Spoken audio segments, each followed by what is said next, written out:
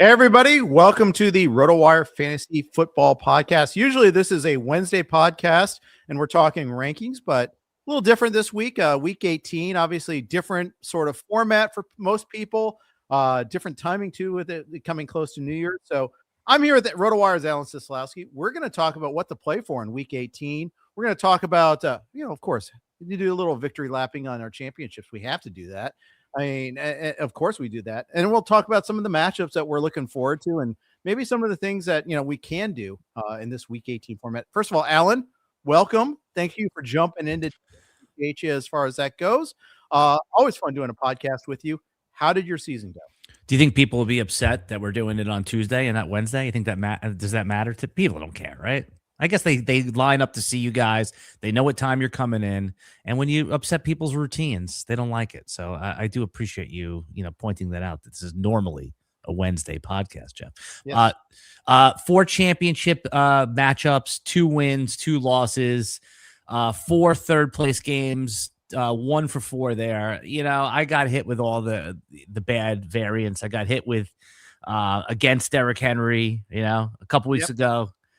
Got knocked out by Puka in a semifinal. It seems like all the big games I ran into this year, whereas in other years, I remember just like avoiding, the 38-point sort of scrub third receiver. So, it's just like everything else. When you're in 35, 40 leagues, you expect to get a few rings. If you just want it to pay for everything, right? You don't want to come out as a negative loss. So I kind of measure it in like, if you have 2 championships and those are $25 leagues, I'd rather have like 1 championship that's a $200 league, right? Because you're going to get more. So I should be profitable this year overall because I did hit a couple league prizes in the NFFC, which helps erase a lot of mistakes. I was just going to say, I got a league prize in my prime time in FFC. I was 26th in the primetime overall in the playoffs going into week 3 of the playoffs and just took a nosedive. Yeah.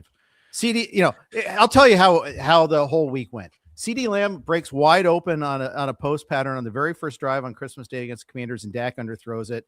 It's a touchdown if he puts it on him. Later, he hits Kevontae Turpin on the very same play, but that doesn't do me any good. And Dak and Lamb ends up with 9 points on Christmas Day. I looked.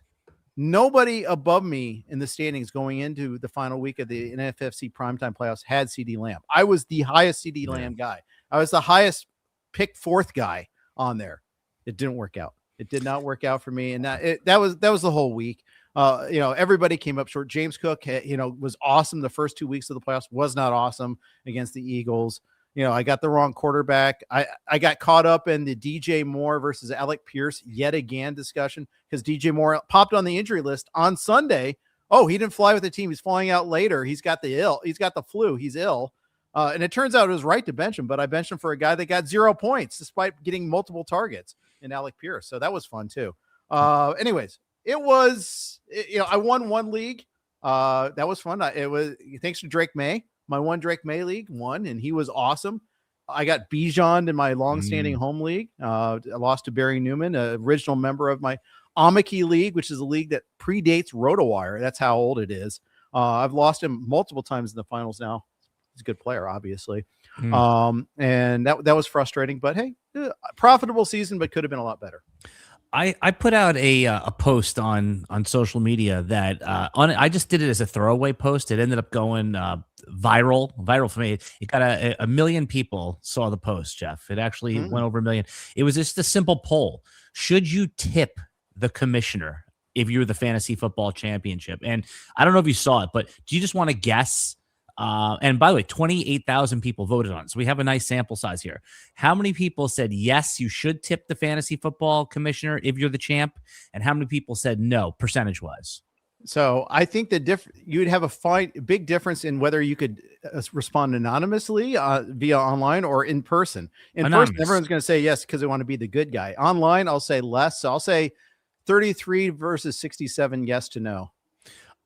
So you think that you think that only 1/3 of the people said you should tip, right? Yeah. Yeah, it was only a quarter. It was 75-25. And the people, forget anonymous, in the comments, people took time, not just to vote, Jeff. The post got like 65 comments of people eviscerating, like, the tip culture has gotten out of control, yes, it has. But what I was trying to tell people is that, and you've been playing fantasy for 3 decades plus, that tipping the fantasy football commissioner is actually an old school thing. It's actually gone away from that in the new school. Like that was almost like expected. And I know that fantasy football commissioners back in the USA Today days where they kept score by hand, you had to do a lot more work, but wrangling people together for a draft date, making sure all the money gets collected and distributed in a timely manner. I think that's if the commissioner does a good job, and let's say, the league prize is $700 or $800. I don't see the harm in hitting them off $50 for a job well done. So it depends on how big your entry fee is. Like I won a league and it paid $425 to the winner. So I'm not going to go a quarter of my winnings. Well, you give them $25. $25. Yeah, sure. I could see that. I'll say this. I've commissioned hundreds of leagues. I don't think I've ever once been tipped. So maybe I'm a lousy commissioner. Maybe you'll dime me out on Sirius XM Fantasy at some point in time. Erickson, when he was commissioning this league, he was the worst. I know you have a tendency to do that. So I tipped. Actually, I turned back a tip. So there was my home league. The main prize, the Super Bowl prize was $700, and the kid said, keep 100 for yourself. I told him that's too much. I said, that's too much. I said, I appreciate it. I said, I'll take 50. I'm not going to take it. And again, I turned back the money. He's won it a few times and he loves the league. So he was just, I caught him at a good moment. That's fine. Yeah. And that's totally cool. And I'll say this, I have other leagues where the commissioner tries to take a percentage. As long as it's up front and they tell you before you go in. If it's a last minute surprise, then no. Well, yeah, and it's $100, but I'm taking 25 for myself. Pound sand. I'll go join another league. But... Yeah, no, that's an auto quit. You don't ever want. Yeah, that's bad. But yeah, I mean, I know some people that commission. Like, I'm not joking when I say like 50 to 75 leagues, and they tell the league, I'm a commissioner fee. So if you ahead of time, and this one guy I know that runs. I'm in a ton of his dynasty leagues. I know he has a bunch more. He does a lot of work. He sets up the rookie drafts, all this stuff. So I'm like, he's underpaid. So I think the league fee is like $50. He takes, so it's 50 times 12, which is what, Jeff? It's about 600 and change in the pool, something like that. Yeah, I think he takes $50. Basically, he gets a free entry, more or less. Yeah.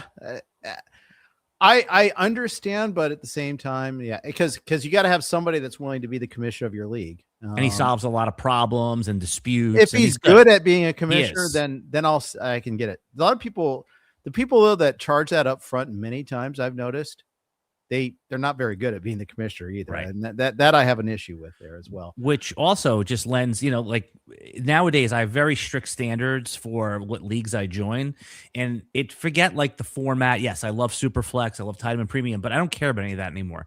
I just care about the people in the league for the most part, and is the commissioner good, especially in like Keeper Dynasty? Is the commissioner collecting the money up front, or is he chasing people down after the season's over? Like those are my standards and how I'm, it's something to think about, anyone listening to this podcast, for next year when you join a league. Indeed.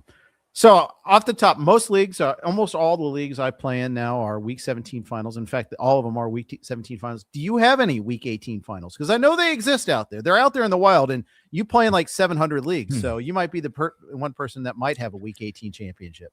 Yeah, not only do I not have a week 18 championship, and I don't make fun of anyone that does it. Like, I just feel like that's something, right? Yeah. I feel like the more experienced players don't do that. It's newer players that do that. I could be wrong. Some people just like it. I know, like in some of our like points only leagues, like the stake format that RotoWire famously does, goes through the end. But no, I do not, and I don't recommend it. In fact, I think there's a movement to move things back next year in a lot of fantasy leagues. You're not going to see it widespread, but to week 16 championship. And now the problem is the week 14 bye, right? Like that is, you can't do that. Yeah. So the only way you could do it is do 4 teams make the playoffs, or, I mean, I don't know. I mean, that's the only way. But let's look at it though. I mean, how many players sat out this past week? I mean, I'm trying to think. I mean, there was a lot of injuries. There was, the Brock Bowers thing is like the perfect example. Okay, right? So there's one example. Right, but if you had him, you're like, wait a second. Yeah, but if you were on top of it, you picked up Michael Meyer and you did okay anyhow because he had a good week. No, there were options at tight end. What's that? There were options at tight end. You're correct. There were. I don't know. We only get to play this 17 weeks as it is. I mean, I get more annoyed that, the NFL is taking over every single day around Christmas. Give me Christmas back. You want to have Christmas night? Okay, fine. But 3 Christmas Day games? Come on. Well, they happen to fall on a Thursday. That's why. No, last year was a Wednesday and they had 3 games. Was it 3 or was it 2 and then they had the Black Friday? I forget. No, Black Friday is around Christmas. I mean, around Thanksgiving. Oh, right. Of course. I'm thinking of the 3. They had 3 Thanksgiving games too. Because pigs get fat, hogs get slaughtered. That's what the NFL is right now. I have to channel my inner Chris Liss here. Viva la people here. So you don't want as many football games, or you just don't like it so spread? Why? I don't like it all spread out. I don't. You don't have to have every single waking moment. You don't have to have every single eyeball of television. It's and on every single platform too. I mean, it was on. Peacock for 1 game. We had Netflix for 2 games. We had Amazon for another. I remember when cord cutting was supposed to save us money, and it's not saving us any money. And we're getting worse quality too, Alan. It's getting bigger lag times. It's just, if you have the perfect setup, you've got a hardwired TV, a brand new TV, so it streams better and all that. Okay, great. You didn't lose anything. And then I don't know. I also hate from a work, and this is a poor me. I don't have a real job thing. So don't get, I understand where I'm coming from on this one here, but having to work Christmas just to make sure that, my rankings are updated for each game and making sure that's. Yeah, no, this I understand. You're talking about from a content creator, someone who does fantasy football or information. Just playing these games. You play it seriously too, for that matter. Right. You just have to remember that the content creator, population is a percentage of a percentage. Most people like that on Christmas they can watch NFL football, that they can gamble on it, they can prize pick on it, they can sleeper underdog DraftKings on it, that they have their fantasy leagues. So I agree with you from that point of view that even just someone that's in a lot of leagues, I hate having to push all my guys into the running back slots from the flex spots when they're on Thursday night. So yes, I agree with that. But and then also the segmentation of games on different platforms. I don't think you're going to have anybody that pushes back on that. The one thing I wish Peacock did, or whoever is just holding these one alone, they should have not make you sign up for the whole month. They could have so if Peacock is $11.99, Jeff, to sign up for the month, just have for $4 you can watch the NFL game. My idea is get this super app that brings in Amazon, it brings in Peacock, it brings in Netflix. It brings it direct to you. We can call it Direct TV. That already exists. Call it cable TV. Call it Comcast. Yeah. But no, I think your opinion there is a popular one, a shared one, and I don't know if the NFL is going to care because my guess is they made the most money they've ever have on broadcast rights, and they want to add another game to the schedule. They don't want to subtract. They're going to get fatter. And so that's all up to us. Do you think they'll add another bye week though too if they do that? I don't know. Probably. Can you imagine 2 bye weeks per team? Week 17 bye. Come on. Oh, Valentine's Day bye week. All right. Come on. Hold on. So just stick with this for a second, because I think this is a fascinating topic for people listening. It's if they do they would never. Okay. Here's a better way to phrase it. Is fantasy football any consideration for the schedule makers? Would they ever put a week 16 bye in there somewhere? In the NFL. Do they know what butters the bread? Yes and no. Is it a consideration? It is, but it isn't. It's whatever makes them the most money. But they realize fantasy makes them money. Yeah, so fantasy football is a driver. Fantasy football and betting makes them money. Correct. Period. And they're lopped in together, right? People that play fantasy also bet if it's legal. People that bet probably at least have a fantasy football league or two. Indeed. Good stuff. Yeah, indeed. I do have a fantasy iron in the fire. You mentioned it, the RotoWire Stake League. We go all the way through week 18. It's total points. The league has already been resolved itself, but we have, total points based stake league side dinner bet. I have gone from eater to buyer. I've gone to self buyer to buyer. I've gone the other way. It happens. It happens. And it sucks when you lose all your starters and someone else doesn't, because they actually drafted worse players on worse teams. But their players played in week 18. So be it. It happens sometimes. But it happens. My home league, we just have you can win the week sort of thing. We have a side pool for each individual week. So that one's less obnoxious. Yeah. Are you burnt out, or are you going to play some playoff best ball stuff? I'll probably do a little bit of action there, but the thing is, I don't play a whole lot of best ball. I don't play a whole lot of picks because I have like 18 managed leagues. So I'm now kind it's of over. Resting. Yeah, it is over. So maybe I'll do something. I have to do the rankings, so I might as well let my rankings have some sort of payoff though. So if I'm doing the work, I might as well have some action, some irons in the fire. I'm going to be watching the games anyhow. Well, of course, and they know I'm going to be watching.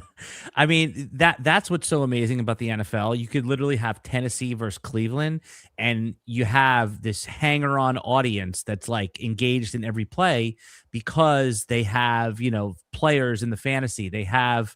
I'm watching Giants Raiders, not because I'm rooting for like the Giants to get the number one pick. It's because I have Ashton Genty under 75.5 yards lock button, and every time he gets the ball, like tackle him, I'm screaming at it. I mean, That is what betting and gambling's done for it. Like if those things weren't available to us, I mean, I'm not even sure I'd watch it. I'd probably be watching the Knicks game or whatever was on that day, Well, this year in particular is tough. There's less at stake in terms of making the playoffs. In fact, the only two games that have any impact on whether a team makes the playoffs or not are the 2 4-seed games. The Saturday. Yes, we count as a playoff team, but we're kind of like, you get that meme of there's the 3 dragons that are tough looking, and then there's the squirrely looking one and all that. That's what the NFC South and the AFC North are. So we'll see if that happens, but if there's anything interesting coming from that, but at the same time, it's tough. I'm going to be watching the seeding battles too. And of course, I'll probably watch the Bengals anyhow, even though they utterly don't matter this week. Yeah. You don't think the NFC North, like the Pittsburgh or Baltimore winner is a dangerous opponent for let's say it's the Bills, let's say the Bills go into Baltimore. Let's just use that scenario right there. Who would be, I guess the Bills would be favored, right? By like 2.5 or something. So if they go into, I'd be more concerned about the Bills if they go into Baltimore than the Pittsburgh. We already saw that game once where the Bills went in and curb stomped the Steelers there. They just ran it down their throats. I don't see much reason to think that won't happen again. I think and moreover, I don't think the Steelers can string together 2 games, let alone 4. So, not 4, but I'm just saying I feel less confident about the Bucks and Panthers. Yeah, it's just that when we do like our playoff league, like we're doing a playoff draft, you, me, and a bunch of the RotoWire guys on SiriusXM on your show on Wednesday, January 7th, about 20 after 12. We're gonna draft all the players, and I bet you, let's just use the scenario where Baltimore's the team, right? Mm-hmm. I bet you everyone's going to leave those guys, but there's advantage to be had there because every year we see a team that's not favored win at least one round and get 2 games. And in those formats, Jeff, like playoff best ball or the format that we're doing, which is a Hold'em type of style, getting 2 games out of a player that's expected to get 1. I mean, that's how you win those type of leagues. Yeah, and there's more chance than ever this year of that happening too, by the way. And we'll talk about that. In fact, we'll talk more next week about that as we talk about playoff leagues. We are going to talk about other things that we have going on. But first, got a quick note from us for you from DraftKings about fantasy playoff football. The NFL postseason is almost here, and playoff best ball on DraftKings is back. It's your home for playoff best ball. And this year, it's bigger than ever because our partners at DraftKings are featuring a massive $3 million prize pool and a $1 million top prize in DraftKings' largest contest to date. Are you new to playoff best ball? Well, it's the easiest way to get involved in the playoff action without the weekly grind. Just draft once, and that's it. Each round, your top scores automatically count. That means no roster moves, no weekly management. Just build your squad and let it ride all postseason long. All you have to do is download the DraftKings Daily Fantasy app and draft your playoff best ball lineup for a shot at the $1 million top prize. Drafts stay open until the postseason kicks off, so now's the time to jump in. You draft it, we crown it. So sign up now using the link in the episode description below to take your shot at $1 million in DraftKings' biggest playoff best ball contest ever. Gambling problem? Call 1-800-GAMBLER.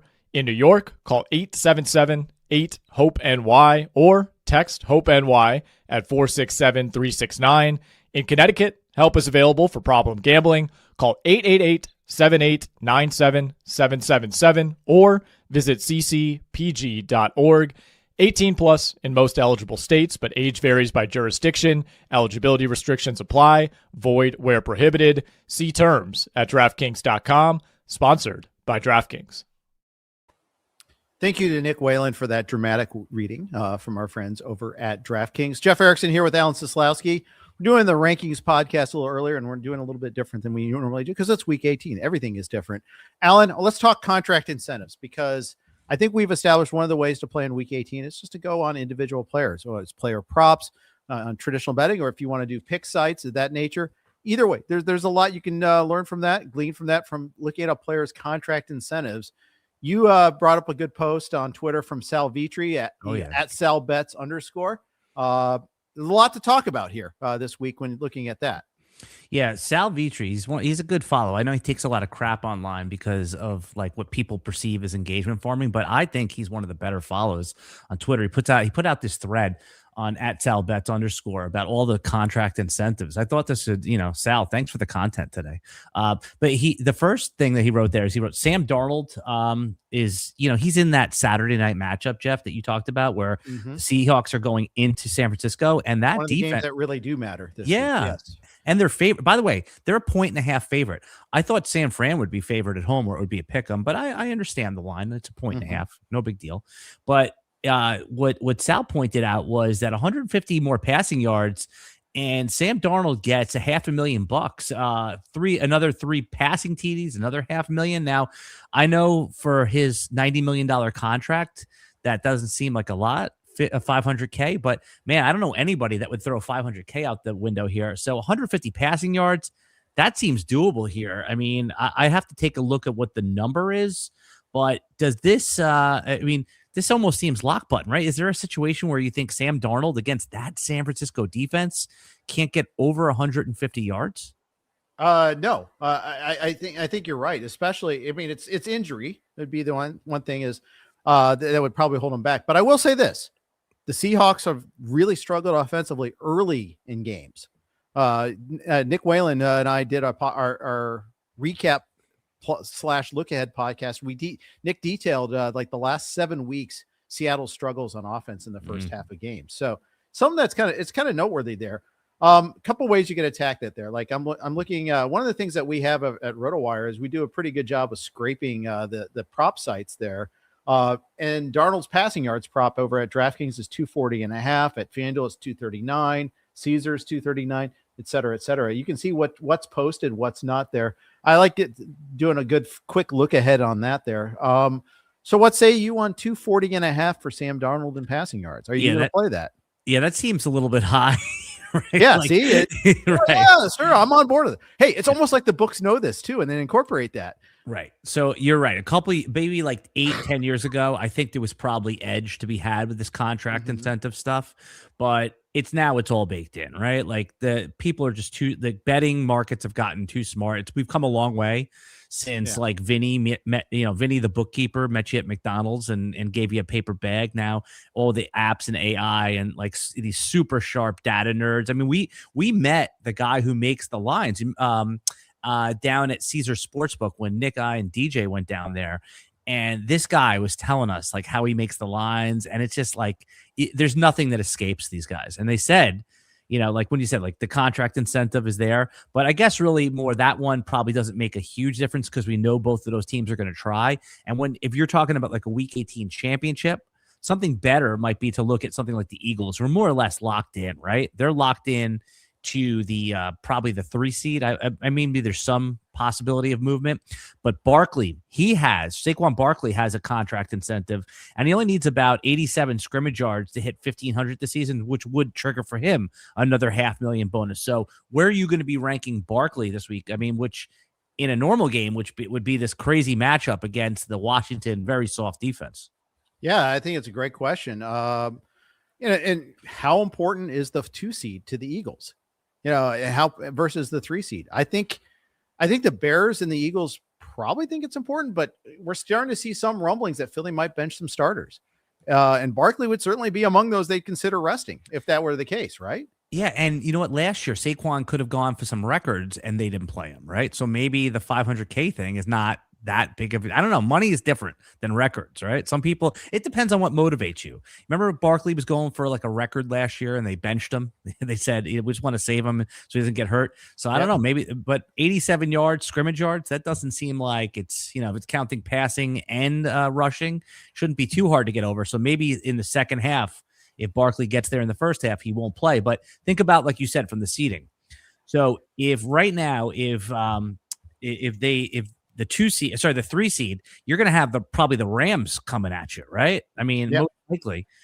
The other possible, if you're the 2 seed, it's going to be, who would be 7? Green Bay? Well, so Green Bay, that's the thing is Green Bay's locked into the 7. They're almost certainly going to be benching everybody this week, or at least minimizing how much they play. But it's the 6 comes down, all depends on Saturday night. If the Niners win, the Niners are locked into the 1. The Seahawks are locked into the 5. If the Seahawks win, they're locked into the 1. And then what the Rams do on Sunday against Arizona matters in terms of 5 versus 6. San Francisco could be the 1, 5, or 6. Seattle can only be the 1 or the 5. The Rams can only be the 5 or the 6. Yeah. And you want, I mean, you want the 5 big time. Of course. Did you hear Joe Buck on the broadcast last night try to say it, but he was trying to be politically correct. And for those who didn't hear it, Joe Buck was saying, I respect all NFL teams. And, of course, all NFL teams. I did hear that. Yeah. Right. It's like, dude, no, you want to be the 5 because you want to go beat the scrubby Panthers or both conferences. You want to be the 5. Right. It's because you either want to face the Steelers or the Ravens, or you either want to face the Bucks or the Panthers. It begs the bigger question.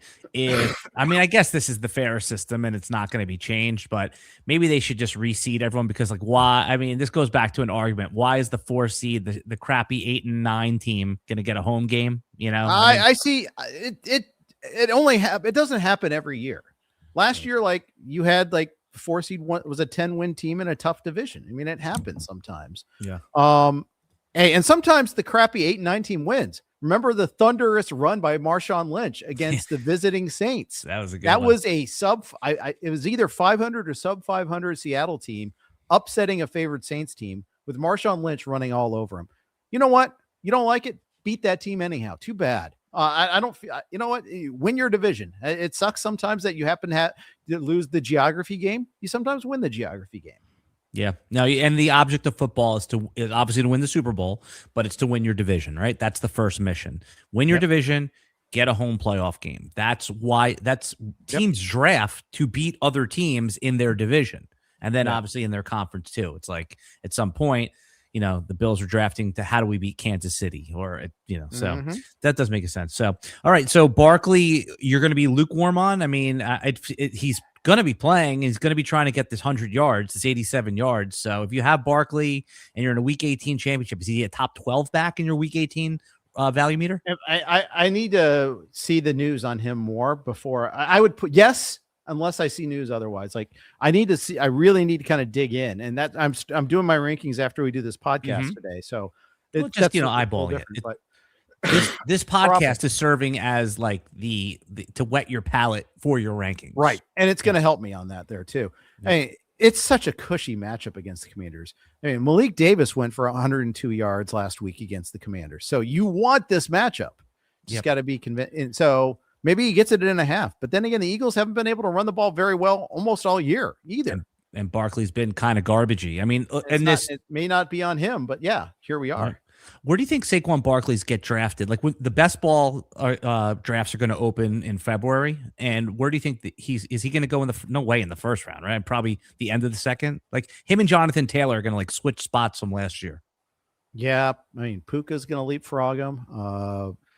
Obviously CMC is going to leapfrog him. Oh yeah, I mean, all those are first rounders. I'm thinking Barkley is is he going to be a second round pick? Is the question.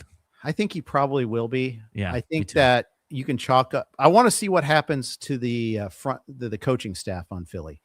Are they going to replace their offensive coordinator? I think they have to. What happens with this offensive line? Chase Brown versus Saquon Barkley. Who do you have? I mean, I would take Chase Brown. It's not even close, but I understand it's a really fair question because I'm not sure the fantasy early drafts are going to see it that way. But for me, it's pretty clear. What so in your back to week 18 for a second here. So would you start Barkley over say someone like Rico Dowdle who needs 7 yards, and he gets a whopping $1 million of incentive. He's just 1 touchdown away from another $250,000. So Dowdle faces the Bucs, obviously, who haven't allowed a lot of rushing, production from a touchdown perspective. So they need the game. Would you rather have Dowdle going for these incentives in a meaningful game, or Barkley in a meaningless-ish game with those incentives? So the funny thing is, I think, Dowdle would be getting played regardless of the incentives anyhow. And he's going to run hard anyhow because of what's at stake in this game. So it doesn't really factor into my ranking necessarily, but yeah, it's nice. It's nice. Again, though, you're not like looking to see his rushing prop is 57.5 at DraftKings right now. Is he more like, once he gets past 7, it doesn't matter. Does he get the 50 more? Maybe he does. The thing is, Carolina has been splitting the carries, they're truly playing the hot hand when it comes to their running back spot there. And right now they're playing the lukewarm hand. Neither has been especially hot as of lately. I think that Dowdle gets both of those, by the way. I do think he scores a touchdown. Tampa's not a great team to get production. They are allowing about a rushing TD per game, I think Sal was saying. I think that sounds about right. Yep. It's not as many as you think, by the way. Who would you rather see in the NFL playoffs as the 4 seed? Would you rather see Carolina or Tampa, and why? As a fan, just a neutral fan watching the game? Yeah. I want to see Carolina because I'm sick of Tampa. Just some fresh blood. Fresh blood. Although Tampa has more interesting players, I want to see Teteroa and McMillan in the playoffs. I guess it's because I think Baker is like last year in Cleveland. Baker right now, he's playing hurt and hurting the team as a part, but they have no better alternative, so they keep rolling him out. I think it's been tough to watch Baker lately. He did get over 300 passing yards against the Dolphins. If you watch that game, it didn't feel like it though. Yeah, with as far as like who will put up the better fight in the playoffs, it's probably Tampa, right? I mean, I don't know if that's just reputationally, because right now it seems like so sure that's true. Yeah. I mean, that's, I just said, it could be reputationally, but I don't know. It's like, you always hear that term, like he's a gamer, right? Like, I don't know if Tampa Bay does somehow, after winning 1 game in the last 8 or 9, whatever it is, and then they make it into the playoffs and they have Mike Evans there. They just seem like a team that they've over-delivered on expectations. This exact squad, maybe it was more of a Tom Brady. No, it was a Baker squad. They've over-delivered in the playoffs before, or in certain games. But I don't know. I agree with you that it would be fun to see Carolina in there. But man, if San Francisco has to go into Carolina in that wild card game, Jeff, I mean, that's going to be like Carolina might be a 7.5 point underdog, or the Rams. It's a rematch, and they did beat the Rams, though. It's the funny thing. That's the Carolina is like, they're the same team that got blown out by Buffalo. They got blown out by New England. They also swept Atlanta, including a 30-0 win. They beat Green Bay at Green Bay, and they beat the Rams. And that wasn't a complete fluke either. There was a pick 6 in that game, so it does turn things. But Bryce Young actually played well in that game. That was a weird game. Also, it was a classic overlooked game for the Rams. I get it, but I think the Rams would smash them probably the second time around, but you never know. So how high in these games where the teams are basically, they're in a playoff game right now, where, we spent a lot of time talking about the Saturday, but for good reason, because these should be some of your highest ranked players, because by projection, they're going to be playing the whole game, and, there's not going to be any even risk for benching. So is someone like Tet McMillan in your value meter? Are you going to have him as a top 12? Like, he's anyone in this game is auto play, right? Yeah, probably. Although he had 1 catch for 5 yards against Seattle, but the Bucs secondary is a lot more pliable. By the way, I looked up anytime touchdown on Rico Dowdle Saturday play. You're talking about him getting $250,000 if he gets 1 more touchdown. Can I guess it? Can I guess what the number is? I haven't seen it. So based on what you said, is it minus 250? It's not even minus. It's plus 120. I mean, he still has to earn it. That's a smash, right? Here's the thing. Carolina has so much to play for. They can't just afford to give away a play. Just like, we're going to run 3 straight plays of Dowdle to make sure he gets it. Unless they're somehow like blowing out the Bucs late and can do it that way. It would help them to win if he scores, but it's not like they can kind of gin it up for him either. They can't put it on a tee. It's got to kind of happen naturally. So let me ask you this though: if we're on the 2 yard line, and let's say it's a tight game, it's first quarter, it's 0-0, first drive, Carolina's down there, they're on the 2 yard line. Maybe it gives you a 10% chance more to have Dowdle as the running back rather than run Shough out there or run a tight end screen. Maybe they're just thinking about it in that sense. Hey, we could get this. You're right, though. Winning is going to be they don't care about Rico as $1 million. They care about winning the football game. But maybe it adds a few percentage points of edge to you. But like you said, that's probably baked into the damn line anyway. Yep. We're going to continue talking about what we can play for in Week 18. But first, a quick note from our friends at Dabble. Dabble isn't just another DFS app. It's the ultimate social platform where you can connect with other fantasy sports lovers. Dabble lets you win big. You can win up to 5,000x your money this football season. Starting with Dabble is easy. New users get $25 free when signing up. No deposit necessary. Check out the link in the episode description below to download Dabble now. Big thanks to Dabble for their sponsorship of the RotoWire podcast. We've been talking a lot about them in the last month and a half or so. We really do appreciate it. Alan, let's talk a little DFS here a little bit, because that's one of the things we can do in Week 18. In fact, it's kind of a nightmare to do it, but still. There are some interesting DFS plays in Week 19. Do I think you can, ideally, sometimes you want to find the two teams that are out of it sometimes, like Cincy, Arizona last week, and find maybe some angles there to try to see, like, okay, they're going to play their starters because they don't have anything at stake. They don't, and if they were going to rest them, they'd rest them anyhow. Is there a game like that sticks out to you right now? I mean, it's with DFS, this is almost like a little bit preseason-y, right? Because you got to figure out playing time, right? Playing time projections are everything here. So you're probably better off waiting towards you're talking about main slate, of course, right? The Sunday main slate. Of course, always main slate. Yeah.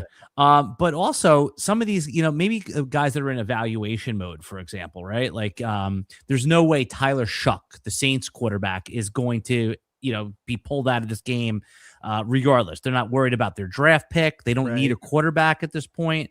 So those are the type of guys, the younger players where they're in evaluation mode. I think Tyler Shough has passed that test, right? Saints are not taking a quarterback at this point unless something fell in their lap unexpectedly. So I think that game in particular, there's a lot of young players in it, Saints, Falcons. And then the other game that's going to be interesting is Miami, right? Because they're going to be, Quinn Ewers. I mean, again, you're not going to play him in DFS, but how many people? I mean, you just never know what these games are here. New England, presumably, let's say that they, what are they right now? They're sitting at 10.5 point favorites. So that's going to be a quote blowout game. Quinn Ewers could end up having, one touchdown and 100 yards through 3 quarters, and then end up with close to just over 200 yards and 3 touchdowns in the last 10 minutes of the football game. And those are low-owned players, right? Now, that also in DFS makes room to put some super studs in there, so you'll have your room. But those are I always look to pay down at the quarterback, because this year more than any, Jeff, right? Quarterback has been very flat. There has not been a lot of difference between even Josh Allen, 22 fantasy points per game this year, has not been his usual 27, 28 fantasy points per game. But even after him, having quarterback 19 on any given week is still 19 fantasy points. So those kind of scrubby, disgusting options at quarterback in Week 18 are how I'm going to start a lot of my DFS lineups. Tyler Shough had back-to-back 300-yard weeks to illustrate your point. I think Cowboys-Giants is interesting in that respect too. Like if Javonte Williams doesn't play, Malik Davis is a smash play. He might be center square. He might be the free square. Just because he's going to be lower price. He's going against a terrible Giants team that doesn't care. Yeah, that one is really sneaky. I didn't think about that because Jerry Jones is just the type of, because he's a general manager too, right? He runs the team. I don't know if a win where they are, a win where they are will probably move them 3 or 4 draft positions to the negative. So a loss here. Now, it's not like they're going to try to lose, but is that going to play a full game, right? Like, is Javonte Williams? I mean, Williams has an injury already. That's the reason why I mentioned this one here, because he's got the shoulder. He missed the second half of the Christmas game. I think if Dak gets a hangnail, they pull him, of course. But It's like also a Davis. divisional rival, blah, blah, blah. I mean, Does that matter though? Nobody's going to care about if you want. He only cares when they go on the broadcast. They say Dallas has a lifetime record against, and they start doing that whole thing and those meaningless stats. But it's not good against the Giants, by the way. Right. That might be part of the issue there. But the Giants are also trying to race to the bottom as well, although they won last week. They actually showed some fight against the Raiders. I'm that guy that actually watched that game, so I did that so you don't have to. But that's also because there's only 2 games in the afternoon slate last week, which was just ridiculous. But so of course I have 2 TVs. One's on that game, one's on the other game. So Eagles Bills. So that's the way it worked out. I really like that Malik Davis call. I think, it's funny. It's like we talk through it on this podcast. Normally when I'll do some of my DFS stuff, it is a little bit later in the week, but this early first look at it, week 18 is a whole different thing. That is a really sharp call. I mean, like you said, Malik Davis has a chance to be a top 15 back. I mean, if he gets 18 touches, 18 opportunities against the Giants, and that seems like he could be, RB8 on the week. So love that call. And some people probably overlooked it because it was Christmas Day, and they, see also my rant about them in the NFL getting overfeeding on trying to fill up every TV time slot. Not everybody caught that probably because they were opening presents especially on the West Coast. How about Bill? Ja'Cory Krosky Merritt. He seems like he'll get anything he can handle, right? Like he's in evaluation mode. I mean, he might not get the playing time he got in Christmas because Chris Rodriguez only missed it because he was sick. Right. No, right. That's the only problem. But the good thing with him is that the market will probably, if Rodriguez plays, the market will agree with you, right? He'll be almost not owned at all. And what's good about Bill is he only needs 7 touches, and if one of them breaks. I mean, that's a min-owned guy. I mean, the whole idea of getting this 0% owned players that could give you some upside is so you could fit some studs in there. Who are the studs on the main slate that you feel comfortable even paying up for? Yeah, I'm looking now. So, yeah, I'd say Rams if they care. So say if Seattle wins, the Rams will probably try to play for the 5 spot. So they get the Cardinals. That's why I say that. So you start Stafford and Puka pretty easily. So you save up for those 2 guys. I can see Bijan is the obvious, right? Bijan's an obvious one. Gibbs might be obvious. But is he even main slate? Yeah, he is main slate, right? He is main slate. Yeah, 425 against the Bears. There's a lot of afternoon games, by the way. It's the opposite of normal. We've got 7 games in the afternoon slate, more in the afternoon than the early slate. Why do you think that, because we're always begging for more afternoon stuff? What do you think? I'm just begging for balance is what I'm begging for. What is that? I just don't understand. Like it's like 8-2 last week with the 2. I kind of understand it. Because we had 5 games early that weren't on Sunday at all. That's why. Right.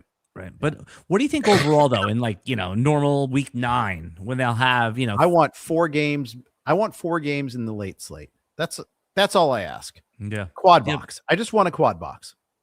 Right. For those who, most people listening to this podcast understand the YouTube TV quad. That's what you watch on YouTube TV? I do now. I used to get it Sunday ticket through DirecTV. It used to be that way. And that was still the best. But this is not bad. I can live with it. No, it's just, you have to have the right type of TV that doesn't get any lags. Otherwise you fall behind in the action quite a bit on streaming a little bit there. We'll talk a little bit more about what we're playing for in week 18. But first, quick note from our friends at Playoff Blitz. Check this out. If you're like us and hate when your fantasy season ends before the real football gets good, you've got to try playoffblitz.com. It's fantasy football built for the NFL playoffs. No draft, no waivers, no sweat. Members just pick a lineup each week from the playoff teams. You can only use each player once. So once you start a player, you lose them. That's where the strategy kicks in. Remember, no need to hold a draft. Just create a league and invite your friends. Starting a league is super easy. It takes less than a minute, and you're all in from the wild card weekend to the Super Bowl. PlayoffBlitz.com is your home for playoff fantasy football. You have to decide when you're going to use Puka Nacua, for instance, there. Leagues are $79, and you can invite as many people as you like. Run an office pool, invite your league mates from regular season leagues, or even your grandma's bingo league. Join today at PlayoffBlitz.com. where fantasy football meets the Super Bowl. Enter promo code RotoWire for a discount on your league today. Jeff Erickson here with Alan Seslowsky, Florida man, Dynasty man, QB hoarder man, and all that. So, as a Dynasty guy, do Do you use week 18 as a way to scout? Is there any sort of angle that you can apply to your dynasty leagues for week 18? Yeah, that's a really good point there. Is that a lot of times that the waiver wire still stays open until the end of the NFL season, not the end of the fantasy season. So this is a time in your dynasty leagues, Jeff, to shed all those players that you don't want to hold into the offseason that really don't have any value, and just start scouring for players that could rise in value, right? For example, like, are you going to really want to hold on to Jaleel McLaughlin on the Denver Broncos heading into the offseason? Like, he's not going to have any value. AJ Dillon is sitting on some rosters right now, right? Like that. Quadzilla. How could you mock Quadzilla? Exactly, right? Like, those guys dead, right? I mean, no dynasty value, no long-term keepable value. So just shed those guys. So what I do is, because there's no action in dynasty, I'm using it as like, if someone dropped Nick Mullins, who's in our Superflex league, the backup quarterback on Jacksonville. If Trevor Lawrence, God forbid, the unthinkable happens, and you pick up Nick Mullins, and maybe he's a week 1 starter, so that's what I recommend dynasty players do. And what I do is I use that week, just not the games themselves, but to go through the software if it's still open and add some of those like backup quarterbacks or rookies that were dropped. So now what I'm going to do now is go into the dynasty leagues that I'm in with you and make sure that waivers are closed, because that's garbage. There's no way you should be able to pick up. No, I don't. Some people keep it open all year. I understand. And I'm not going to chastise you for taking advantage of what's available to you. Yeah. I'm just saying it should not be available to you. Once the playoff Super Bowl is over, you have to have a closing, and then you can open it back up. When do you think it should open back up? After the draft. After your draft, as a matter of fact. You can do trades. There should be no waivers until after you do your rookie draft. Okay. I mean, that's definitely so. In some leagues I'm in, it's like that. Other leagues, like the ones I commission, what we do is we do what you said. Week 18, we let people shed their depth and pick up. Like, everyone knows that that's a thing you could do. We have one more waiver run. If you have some dollars, you could spend them, or you could, whatever. But then we shut down, and then we open it up after the Super Bowl, right? So what we do is, and then we run waivers once a week. Like, you get your budget replenished. It starts there. If you don't want to spend it, you don't have to. But remember, like, there's always those rumors, Gronk is coming back, and so people start bidding on Gronk. Or last year, I need a break from my leagues. I'm not a sicko like you. No, I'm not a sicko like some people where it's a 52-week endeavor. I need some time off from football. Yeah, you are a sicko, Jeff, because you go right from this to doing 50 baseball leagues. That's a different. It's a different sort of sicko. Yeah, it's more the same. I don't do 50 baseball leagues. So, but yes, if someone is involved doing baseball or fantasy basketball, this stuff, I'm in leagues too where I need a break. Like, I just can't grind 50 leagues like that. So I agree. So yeah, like in the RotoWire Dynasty League that we're all in with all of our colleagues, I think that league shuts down and does what you said. I don't mind that. Just, I need a break from that one league. So that's why last week, knowing that it was going to shut down, I would do all that. Wait, how many, by the way, I asked you, it's a little off football topic, but how many baseball leagues will you probably do? 15 to 20. Yeah, that's a lot. And baseball is like a lot 2x. More than football. Yeah. 2x harder. So. Yeah. Well, it's different. I wouldn't say harder, because it's a different skill. It's just more players. It's more time consuming. I won't say and it might be harder, but analyzing anything, you can find your edges, and that there's as much skill as winning your 8-team Yahoo league as there is in your 16-team Dynasty Sicko Debbie league too, because it's just a different skill. Because then your threshold for what you have to decide for is different. I see that, sometimes I see that as like, you won your 4-team league there with that. Well, there's decision levels there too. There's gradations there. It's still a skill. That's a good point. Now, let me ask you, you've been playing fantasy football since literally before like the internet was part of fantasy football. You've been playing a long time. What is something that you think is it's a loaded question here, because I hadn't given you any time to prepare, but something that you think that you learned this year or in the last few years that's changing that you could apply? What's like something you're still learning, even though you've been playing for 100 years, Jeff? What's something that you learned in the last few years that you could apply for next year, whether it's strategy or if it's, just anything there, something that you've learned playing fantasy in the recent, like the last few years? It's learn and relearn all over again, and it's patience. First of all, it's just that patience with players developing, patience in deciding whether a player is truly hurt or not, patience in whether that's going to affect everything. I locked myself out of Puka Nacua this year because I was so deathly afraid of Matthew Stafford's back. I was so distrustful of the Rams reporting injuries. When he went into the immortal chamber, I was like, oh, that's quackery. I'm running away. Run away. Well, guess what? I have Brian Thomas Jr. instead of Puka Nacua. How do I feel about that? Oops. Right. But I think that is, at least that's based in logic, right? Like the 37-year-old often injured quarterback who's supposed to throw my first round pick the ball is already having reported back problems. So I guess what you're saying is, say to yourself, what if that's BS, right? Like we hear all this news, consensus moves. Devon Achane this year, right? Like he moved from pick 9 in early drafts all the way to like the end of the second round. That's a great example. And I think a lot of people forget that. I got Achane in one league only, and it was an early draft. It was Scott Fishbowl, which was great. I made it to the semis in the Scott Fishbowl. So it was a good year. But, I didn't get Achane anywhere else. And part of that was scared off. Yeah.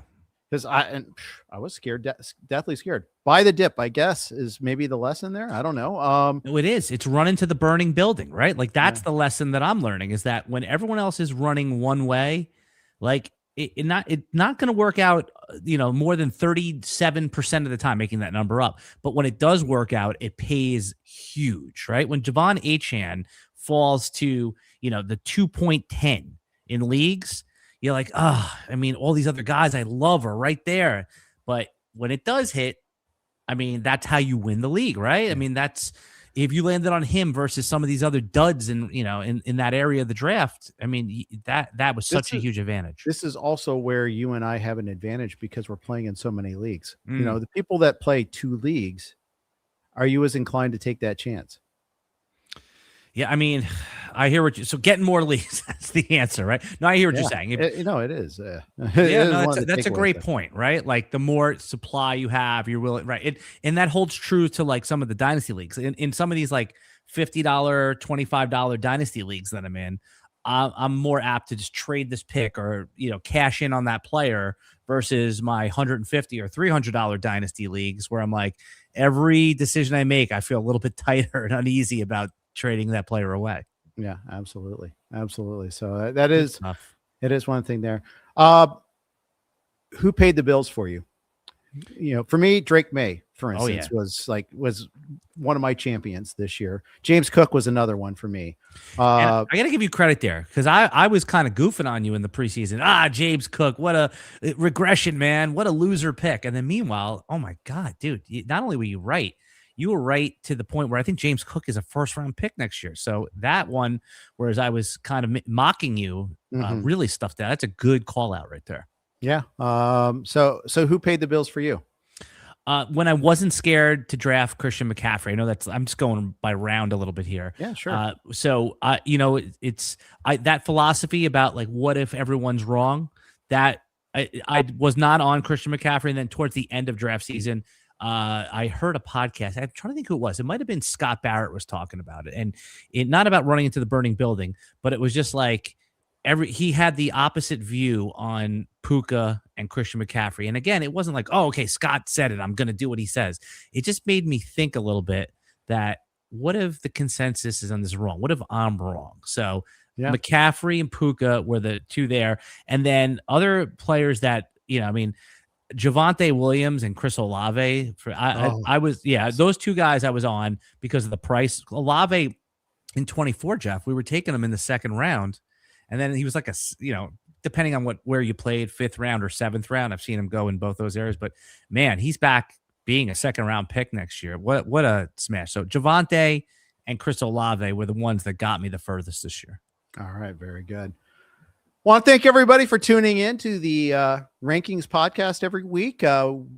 It's been a joy talking with various people in the fantasy industry, this great industry that we have. Look forward to doing it again next season.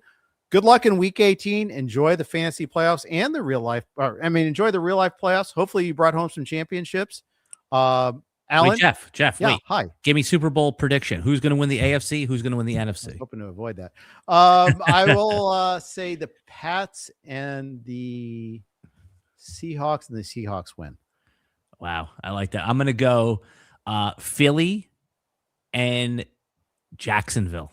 It could be anything. That's the great thing this Yeah. year. It is so wide open. And Philly repeats as champion. Wow. That would be some that would be quite a turnaround from the narrative. So that would be, I would enjoy that at least. All right, that's going to wrap up the RotoWire podcast for today. Thanks to all of our sponsors. Thank you guys for tuning in. Take care.